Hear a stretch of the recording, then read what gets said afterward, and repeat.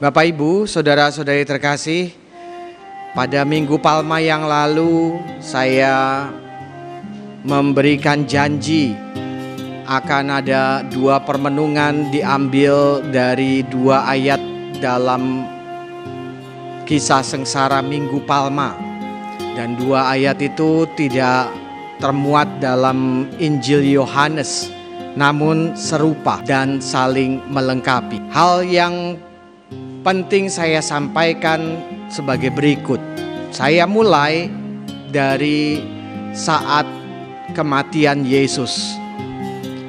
Dalam Injil Yohanes, Yesus berbicara singkat, "Sudah selesai." Dalam Injil sinoptik yang dibacakan pada Minggu Palma lalu, Yesus berkata, "Ke dalam tanganmu kuserahkan nyawaku." Bapak Ibu saudara saya terkasih, dalam Minggu Palma kisah sengsara ini, saat Yesus menghembuskan nafas terakhirnya, Yesus menyampaikan penyerahan diri total kepada Allah. Dan kata-kata penyerahan diri Kristus ini terekam dalam sanubari serta benak iman gereja perdana. Umat gereja muda yang menyambut Paulus juga ke dalam perjalanan terakhir ke Roma, merekamnya dalam satu palindrom supaya identitas mereka dirahasiakan. Apakah Anda tahu palindromnya apa? Mestinya Anda tahu ketika Yesus berbicara, "Ya Bapa, ke dalam tanganmu kuserahkan nyawaku." Palindromnya akan berbunyi Sator Arepo Tenet Opera Rotas. Karena Sator Arepo Tenet Opera Rotas itu berarti Bapa pencipta semesta menyelenggarakan kehidupan manusia. Kalau Anda lupa pesan-pesan terakhir Kristus di atas kayu salib, silakan nanti setelah selesai misa Anda pergi ke dua pos di mana Mas Agus dan suster-suster serta DPH suka berjaga. Di situ Anda bisa membeli medali Sator Arepo Tenet Opera Rotas, sehingga kalau Anda lupa Anda tinggal keluarkan, lalu Anda tinggal lihat, oh ini toh bacaannya gitu. Itu pesan yang saya janjikan Minggu Palma kemarin yang pertama. Nah, dalam Injil Yohanes, Yesus menggunakan kata-kata yang berbeda. Yesus menggunakan kata-kata singkat sekali. Telah selesai, sudah selesai. Anda tahu tetelestai. Sudah selesai atau telah selesai, bahasa Yunaninya tuh tetelestai. Mirip, tapi sama sekali nggak sama. Karena tetelestai itu berakar pada satu kata Yunani, telos. Kata kerjanya telomai. Telos itu artinya tujuan, cita-cita, rencana paling akhir, goal, rencana final. Itulah telos, tujuan atau cita-cita.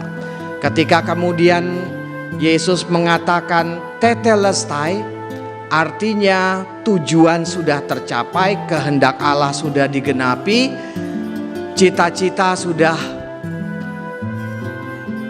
saya gapai, sudah saya raih. Tidak ada lagi hutang, tidak ada lagi persoalan, semuanya selesai. Bapak Ibu saudara saya terkasih, ketika orang mendengar Kalvari, orang seringkali langsung kemudian terkenang dan terngiang akan kesengsaraan, akan penderitaan, akan kesusahan, akan capeknya ngurus gereja, nggak selesai-selesai 30 tahun ini nggak dapat izinnya. Tapi hari ini, pada hari Jumat Agung ini, Yesus berkata sudah selesai. Dan di Kalvari ini Anda sendiri adalah saksinya. Anda tahu tujuan itu sudah tercapai, cita-cita sudah diraih. Jadi di Kalvari kita juga tahu apa itu kata berhasil. IMB gereja sudah kita dapatkan. Jangan pernah lupa itu. Itu permenungan pertama, baik dari Minggu Palma maupun Jumat Agung ini. Lalu apalagi yang ada di Kalvari selain penderitaan dan selain tercapainya cita-cita, berhasilnya satu tujuan? Bapak, Ibu, saudara-saudari terkasih, di Kalvari kita berjumpa dengan persahabatan. Anda lihat pada altar Kalvari ada Yesus yang terjatuh. Dan ketika Yesus terjatuh, Anda tahu ada seorang Simon Kirene. Ketika Anda bicara Kirene itu artinya orang Afrika dia. Simon berkulit hitam, rambutnya keriting. Bapak, Ibu, saudara-saudari terkasih, di Kalvari ada persahabatan. Dan di Kalvari juga, di atas kayu salib, Yesus masih menemukan seorang sahabat yang percaya kepadanya sebagai Tuhan.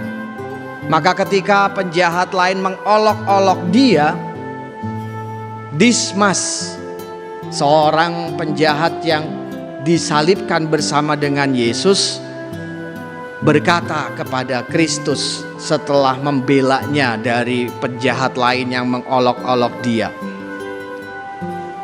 "Tuhan, ingatlah akan aku ketika Engkau tiba di kerajaan-Mu." Dan apa jawaban Yesus? "Hari ini juga kamu akan bersama dengan aku di dalam Firdaus."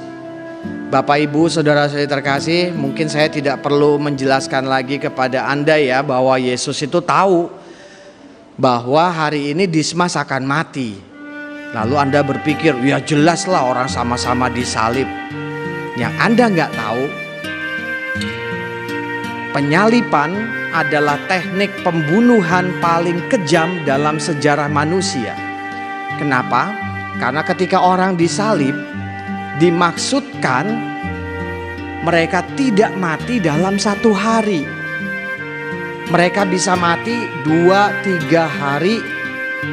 Bahkan pernah tercatat ada yang sampai 5 hari dan seminggu. Kalau mereka kuat, tapi mereka akan menahan sakit sedemikian panjang. Itu yang terjadi ketika orang disalib. Itu sebabnya tadi Anda dengar orang-orang Yahudi minta supaya mereka segera dibunuh atau dimatikan karena besoknya ada hari raya Paskah. Itu sebabnya kedua penjahat dipukul kakinya supaya patah dan kemudian mereka mati, karena ketika mereka hanya mengandalkan tangan untuk bergantung pada salib, paru-paru menyempit dan mereka kehabisan nafas.